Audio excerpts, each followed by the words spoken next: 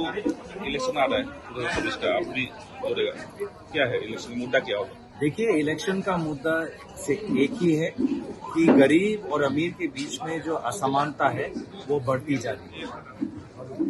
दूसरी तरफ हम ये देख रहे हैं कि कैसे महिलाओं पर अत्याचार बढ़ते जा रहे हैं और बीजेपी बोलती है बेटी बचाओ बेटी पढ़ाओ, लेकिन बेटियों पर जो अत्याचार करते हैं उन सांसदों पर बीजेपी कोई कार्रवाई नहीं करती।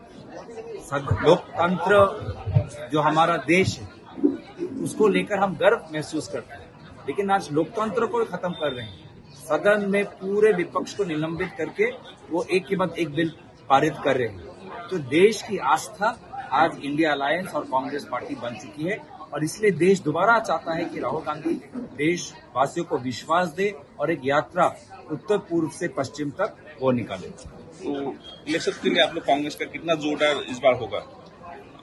हर इलेक्शन को हम महत्वपूर्ण तरीके से लड़ते हैं, वो चाहे पंचायत का हो, म्यूनिसिपैलिटी का हो, वार्ड मेंबर का हो, वो चाहे मुख्यमंत्री का हो, विधायक का हो या सांसद का हो। कांग्रेस पार्टी हर इलेक्शन को जोर से और पूरे ताकत से लड़ती है, क्योंकि देशवासी आज चाहते हैं कि कांग्रेस पार्टी का संगठन और विस्तार हो और बहुत से लोग आज कांग्रेस पार्टी में शामिल होना चाहते हैं। तो इसीलिए मुझे अच्छा लगा कि एक दो दिन पहले हमारे संगठन में परिवर्तन हुआ, हमारे महासचिव के लिस्ट में परिवर्तन हुआ है और हमारी कुछ जो सेल्स हैं जैसे प्रोफेशनल कांग्रेस उसमें भी परिवर्तन हो रहा है।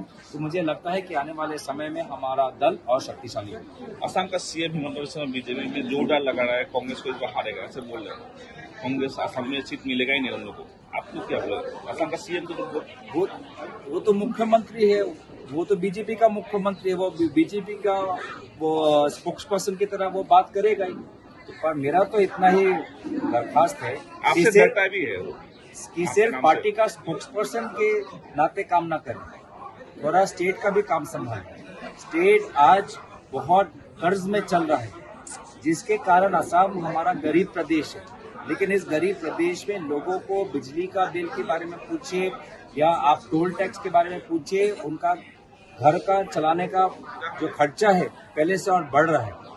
तो मेरा तो दरखास्त यही है कि असम का मुख्यमंत्री बीजेपी का स्पोक्स पर्सन की तरह काम तो करे, लेकिन असम के लोगों का जो समस्या है वो भी सुधारे। एनडीए का जो दावा है वो पूरा हो सकता है कि जो 400 प्लस का वो लोग शर्त लगा रहे हैं, दावा लग रहे हैं? देखिए, एनडीए का एक ही दावा है कि भारत में लोकतंत्र खत्म हो। एनडीए का एक ही दावा है कि आज कोई भी उससे सवाल ना पूछे। इसलिए जब हम सांसद सवाल पूछने चाहते थे तो हमारे सवालों का उत्तर नहीं था, उन्होंने निलंबित कर दिया।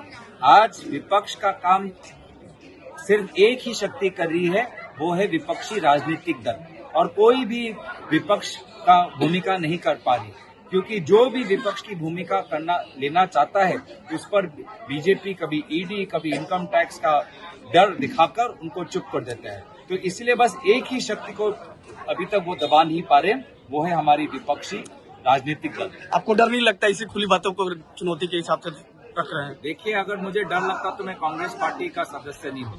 मैं कांग्रेस पार्टी का सदस्य हूँ, इसलिए मुझे डर से डर नहीं है। तो असम का एनकाउंटर के बारे में थोड़ा सा बताइए। तो एनकाउंटर जैसे हो रहा है, अल्फा हो, देखिए, असम में हमने 15 वर्ष हमने लोगों की सेवा की जब हमारी कांग्रेस की सरकार थी, और असम में सभी का कहना है कि उस समय असम में शांति आई, अमन आया, कानून का व्यवस्था अच्छा हुआ, तब तो ये एनकाउंटर की जरूरत नहीं पड़ी। अब क्यों? तो यही मैं बार बार कह रहा हूँ जो हमारे पुलिस के कर्मचारी हैं कि वो पहले के दिन याद दिलाएं किस प्रकार से हमने एक आधुनिक पुलिस और एक आदर्शवादी पुलिस का कल्पना की थी। आज मुझे लगता है कि कुछ पुलिस कर्मचारी राजनीतिक मंशे से काम कर रहे हैं और बीजेपी भी आज पुलिस में अपनी राजनीतिक विचारधारा घुसाने की कोशिश कर रही है। Thank you.